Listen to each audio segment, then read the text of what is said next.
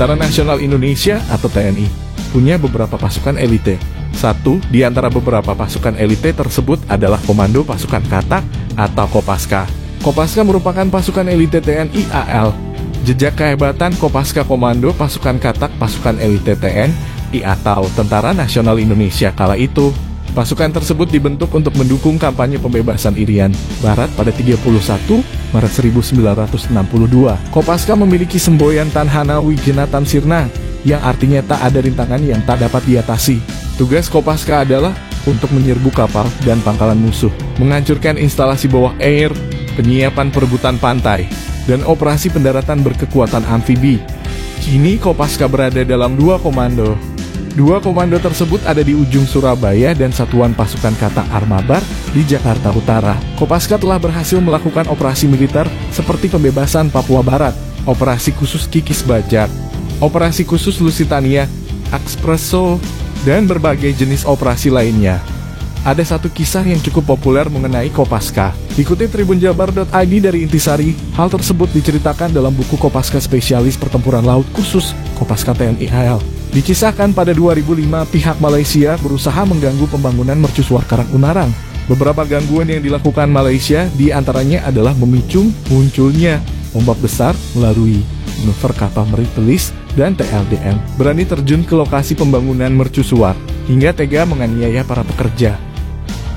Pihak Malaysia kemudian menerjunkan kembali kapal Meripelis dan TLDM pada 1 April 2005 pagi. Kedua kapal itu melempar jangkar tak jauh dari tempat Kopaska bertugas untuk mengusir kedua kapal Malaysia tersebut. Kapal patroli TNI AL, KRI Todong Naga, 819 tahun, kemudian diturunkan.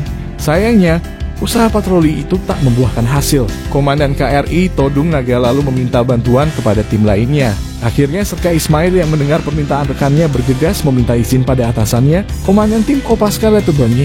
Serka Ismail diizinkan untuk menghampiri pihak Malaysia. Namun dia dilarang membawa senjata agar tak menimbulkan kekerasan bersama dengan dua rekannya, Serdamu Hadi dan Klasi 1 Juli Sungkono. Serka Ismail berangkat menggunakan sebuah perahu karet. Untuk mencuri perhatian kapal Malaysia, Serka Ismail mengemudikan perahu dalam kecepatan tinggi dan membuat pergerakan manuver zigzag. Perahu tersebut melakukan pergerakan lincah. Setelah itu, Serka Ismail menjatuhkan tubuhnya dari sisi perahu yang tak terlihat dan berenang seorang diri menuju kapal Malaysia. Tak disangka beberapa saat kemudian ia sudah melompat ke atas geladak kapal Malaysia dan mendobrak pintu samping kapal. Serka Ismail membentak salah seorang ABK dan menanyakan keberadaan komandan kapal. ABK itu tentu saja ketakutan melihat Serka Ismail sudah ada di dalam kapal. Sang komandan kapal akhirnya datang dan menghampiri Serka Ismail. "Mengapa lego jangkar di sini? Dan sedang apa kamu di sini?" tegas Ismail pada komandan kapal. Komandan kapal mengatakan dia hanya mengikuti perintah. Namun Serka Ismail tetap membentaknya. Komandan itu mengiyakan. Benar saja, setelah Serka Ismail kembali ke perahu karet, kapal Malaysia tersebut memutuskan pergi. Satu kapal telah mundur, namun ada satu kapal lain yang berulah. Bahkan, ABK di kapal itu sudah bersiap di setiap sudut kapal, dilengkapi senjata. Karena strategi sebelumnya sulit dilakukan, Serka Ismail menggunakan cara lain. Serka Ismail dan rekannya justru sengaja mendekat ke jangkar kapal Malaysia. Dia mengancam ABK kapal Malaysia sambil memgoyangkan rantai jangkar kapal. Rupanya hal itu berhasil, kapal tersebut akhirnya juga ikut mundur.